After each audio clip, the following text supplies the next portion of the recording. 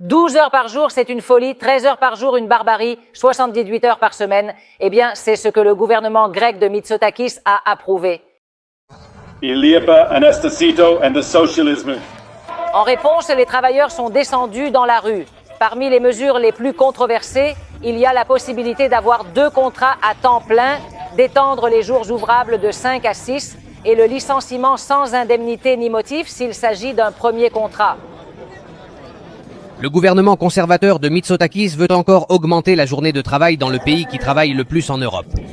Parmi les nouvelles réformes, la possibilité de choisir 2 emplois à temps plein avec une limite de 13 heures par jour, soit 5 de plus que les 8 actuels.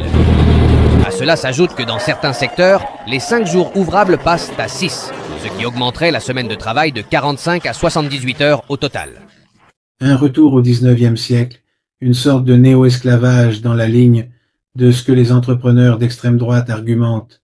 La loi introduit des contrats pour les nouveaux employés de garde, des travailleurs qui n'auront pas un nombre d'heures fixes par contrat et l'employeur pourra les prévenir seulement 24 heures à l'avance lorsqu'il voudra faire appel à eux. Le droit de grève serait également réduit. Les piquets pourront faire face à 6 mois de prison et une amende de 5 000 € s'ils bloquent l'entrée ou la sortie de ceux qui veulent à travailler. Enfin, et de manière controversée dans leur premier contrat, les travailleurs pourront être licenciés sans indemnité